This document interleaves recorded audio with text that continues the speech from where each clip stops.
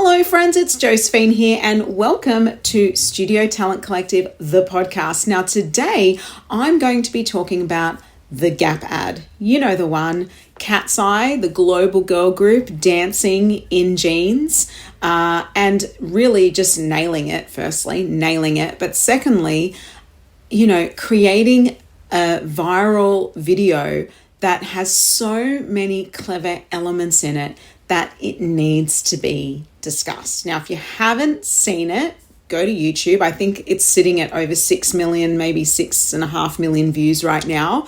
So it is definitely gone viral.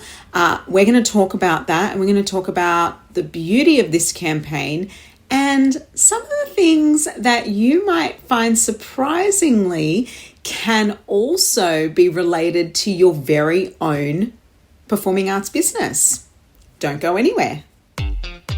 I'm Josephine Lancuba and welcome to Studio Talent Collective, the podcast for dance and performing arts studio owners. Here we share industry insights, inspiring stories, and real talk to help you build a thriving studio and in-house talent agency. As a performing arts business coach and talent agent, I'm all about dreaming big and growing together as a community. You're in the right place. Let's leap in. Welcome to the show. We have been going at it for well over 200 episodes, if you can believe it, which totally blows my mind. So I just want to thank everyone for continuing to listen in. And also, if you're new, welcome. If you haven't jumped on and given us a follow yet, or rated us or reviewed us, make sure you do.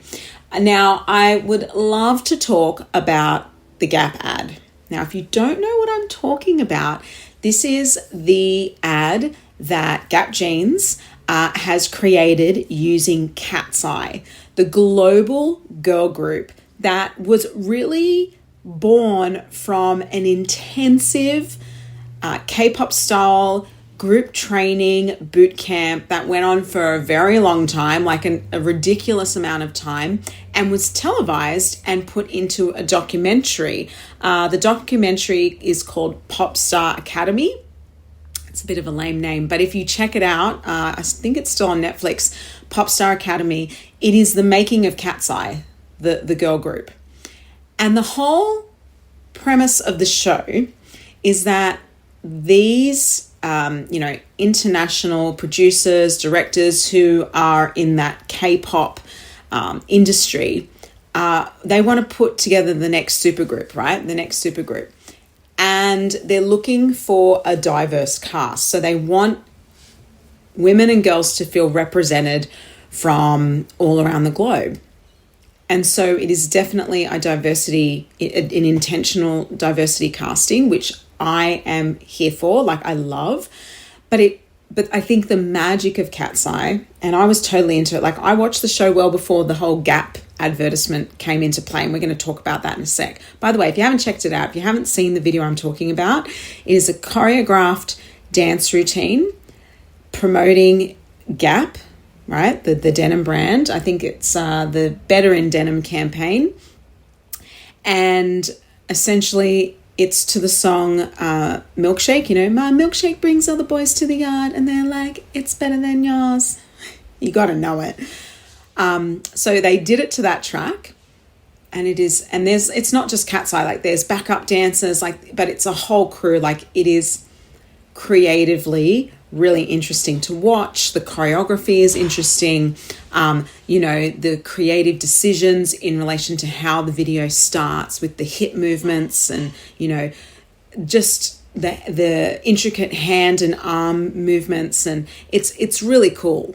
Just from a dancer perspective, check it out and watch the video. I'll even pop a link in the show notes for you so you can check it out. But the thing about this is they created this show, Pop Star Academy. This group was born from the show.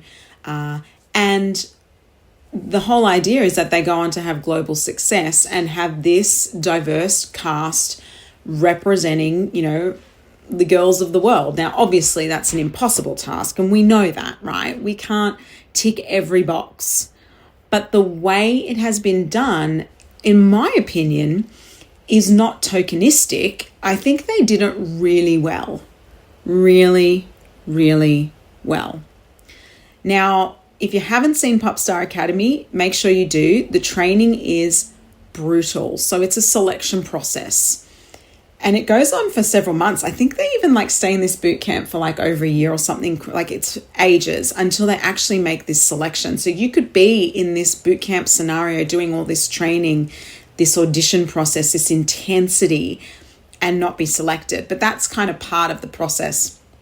And I suppose whether you get selected or not, the whole idea is, you know, that you learn so much from just being a part of it. But still, it's really crushing. Like some of these girls have worked so hard for endless amounts of time and don't actually end up getting the gig.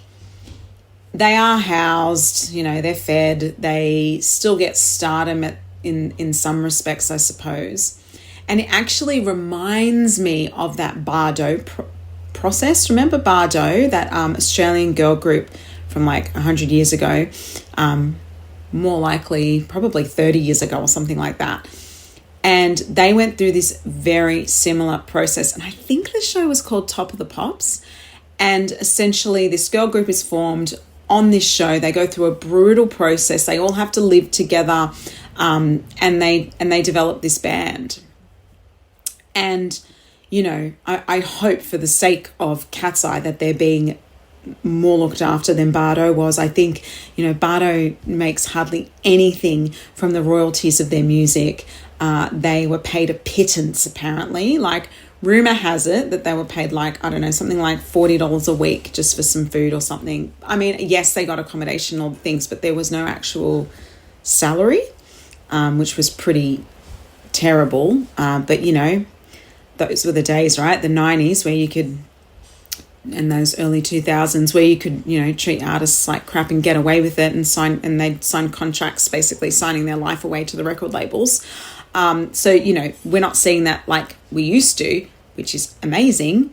But, yeah, I hope Katseye is well looked after. And I think they would be. I think in this day and age, one would think so, you know.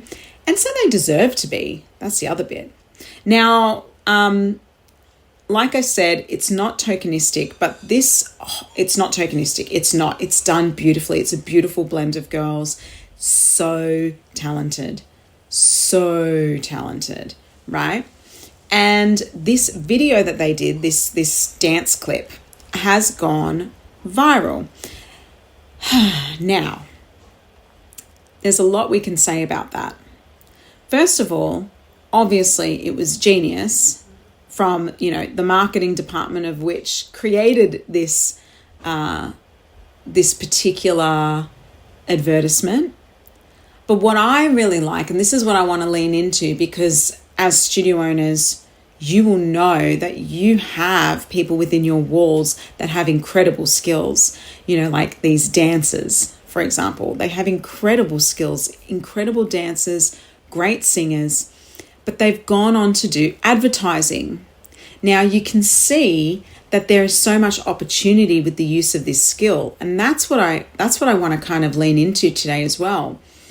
See, so many studio owners think that when they're developing dancers, that it can be quite one-dimensional. You know, they're dancers, they become dancers. But what we're seeing especially in the Australian, New Zealand markets, is that we are in a smaller industry.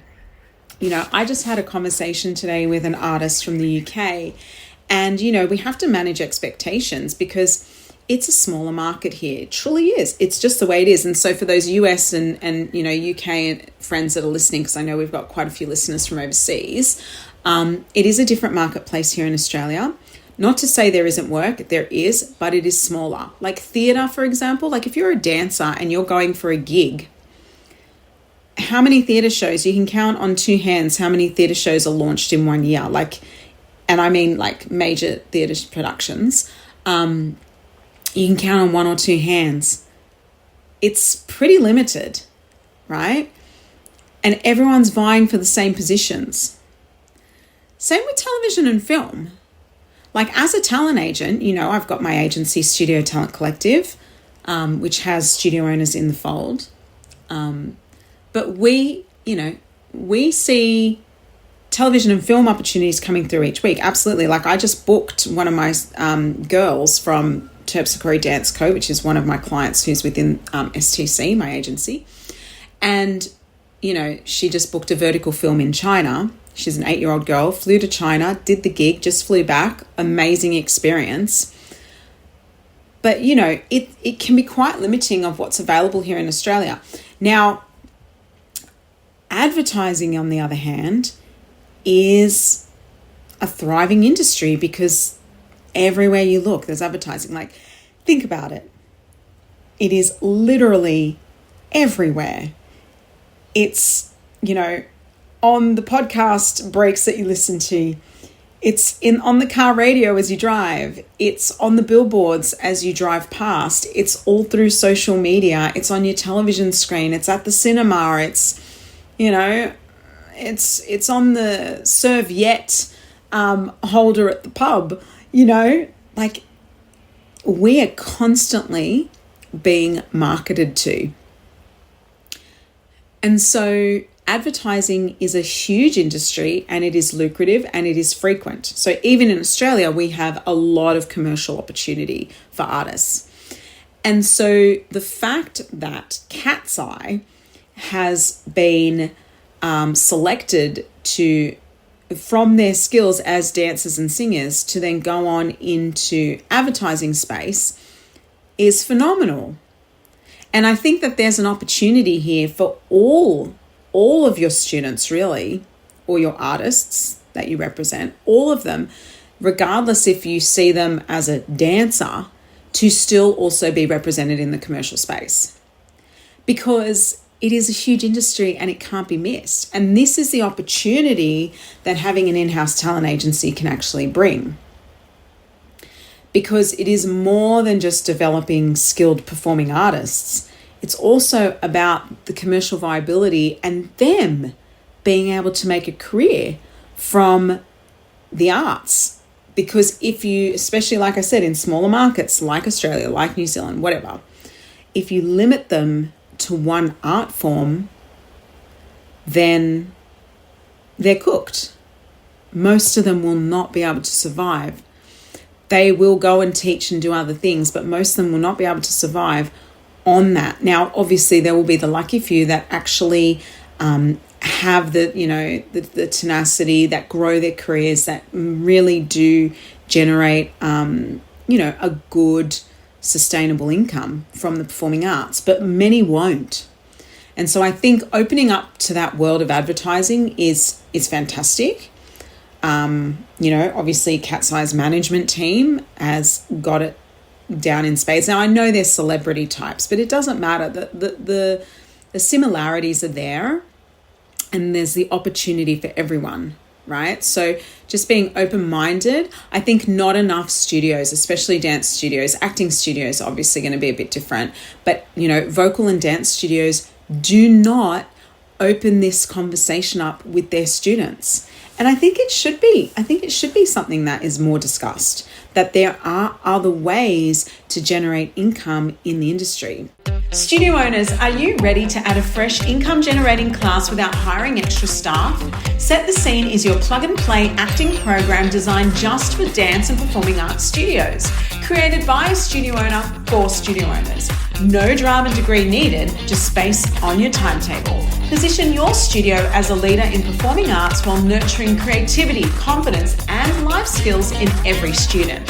Head to setthescene.kids or head to the links in the show notes to see how studio owners across Australia and the USA are elevating their studios with Set the Scene and how you can too. On with the show. I mean, obviously, you've also got the influencer market.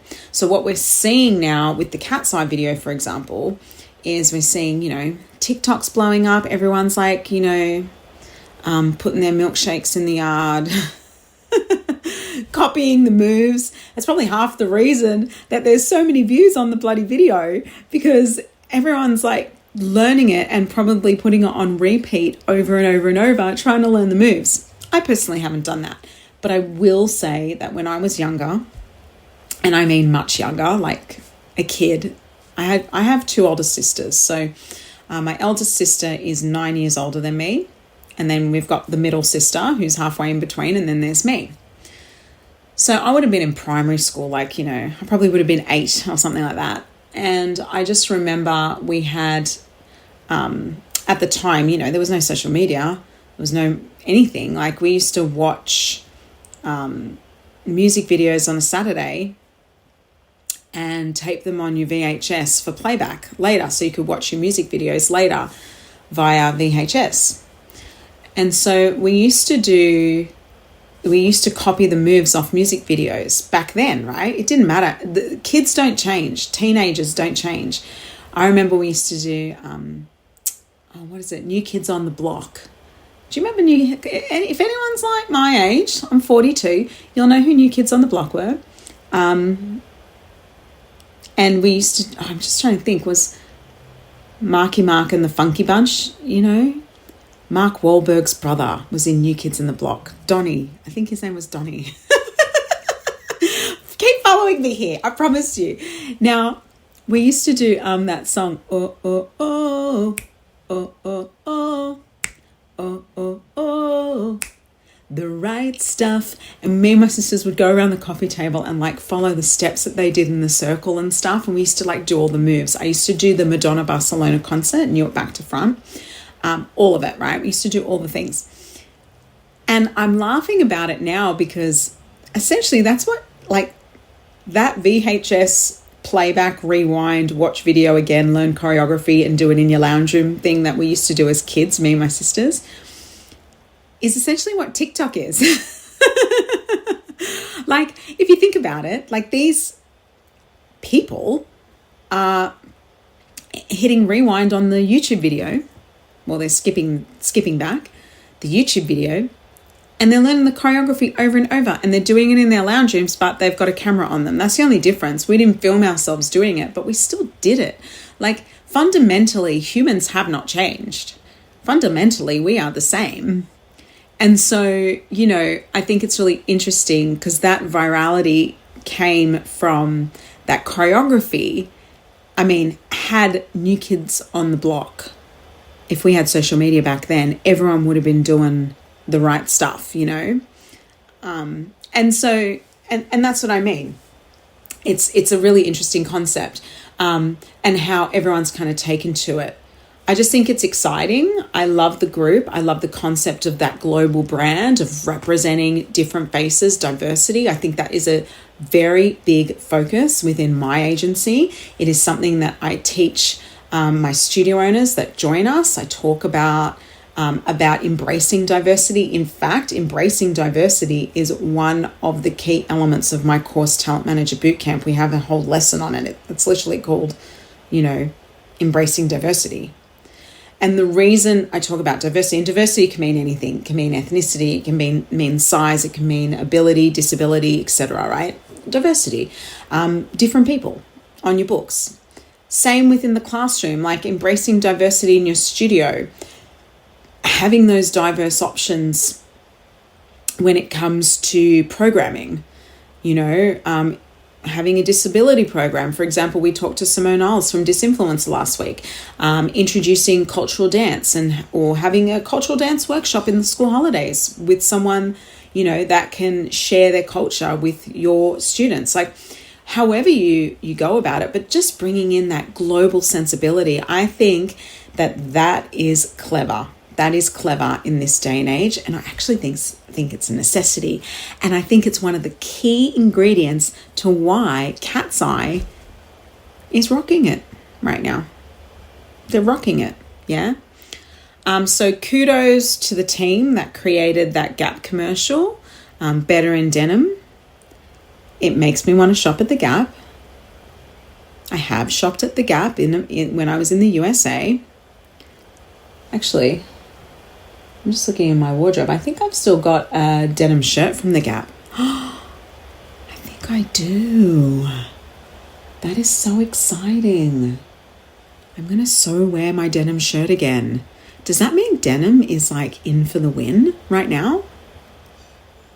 This is good because I have stuff that's denim that has been benched in the wardrobe for so long. I'm getting out the denim shirt. Yes. Okay. So there you go. It worked on me. I'm now like into it. And I'm not easily sold, guys. Like, I'm not one of those people that goes to like things and just like buys everything like that. I can be quite discerning with my purchases. I like to make good decisions. But now I do want to shop at the Gap because that sounds like fun. And then I can, sing the song in my denim. My milkshake brings all the boys to the yard. And it's going to be a vibe. And that will bring me back to dancing around the coffee table in the lounge room with my sisters to New Kids on the Block. There you go. See? The nostalgia, friends, the nostalgia. All right, so what can you do differently in your business? Well, what you can do is you can start embracing diversity. You can think on a more global scale. You can be interesting with your content and create. It doesn't have to have 6.5 million views, but look at the style of content. Like, you guys create interesting works of performing arts in your studio. What are you doing to celebrate that? Share that. Think about the social media that you could create through your work. Just like, be inspired by Katseye and the Gap advertisement. What can you be doing differently? That's what I'd be interested in knowing. All right, guys, food for thought. Thank you for listening. Today was a random one, but you know what? Sometimes it's nice to pull apart something that people are really talking about and are interested in. It's kind of like, Taylor Swift bringing out the new album and everyone's now got orange glitter backgrounds and stuff, but see how quickly things move on. Like last week, it was all about the orange glitter because of Taylor Swift's new album announcement. And this week it's about this. So we are in a very fast-paced society, guys. That is the truth. It's a fast-paced society. Things move on. But all you can do is be creative, share your uniqueness like this. This was quite a unique approach to advertising. You can have a unique approach to your advertising for your studio as well. So there's something to be learned there with this Gap video and Katseye's interesting point of view and the choreography and the look and all the things that made it really cool. And bring those concepts into your business at a smaller scale, sure. But we can still be inspired and utilize those concepts. It's definitely made me rethink about some of my stuff. So, if you're a studio owner and you're interested in having an in-house talent agency, don't forget, Studio Talent Collective has 3 pathways to talent management. Whether it be you want to create your own talent agency with your own branded name, that's pathway 1. We can help you with that. Pathway 2, you can plug in a talent agency into your business with us. Literally, we've got everything done for you, resources. And then pathway 3, which is a done-for-you service, but that's only available in limited cities in Australia. But if you're interested in one of the 3 pathways, we can have a chat. You can head to my website. You can DM me on Instagram. I've got links in the show notes, or you can email me, podcast@josephinelancuba.com. Everything's in the show notes. I'll also put the link to the Gap music video for the advertisement, Better in Denim. I am not associated to these guys in any way. I'm not getting anything for doing this. This is me just talking about it because I'm like literally finding it interesting. I just find it interesting and cool, and I love Katseye, so I'm down. I'm down for the ride. Thanks for listening, friends. This episode is brought to you by Studio Talent Collective, helping you go from studio owner to talent manager with confidence. Ready to start your own in-house talent agency? Connect with me at josephinelancuba.com or via the links in the show notes. If you enjoyed this episode, please share, rate, and review. Thanks for listening and keep shining.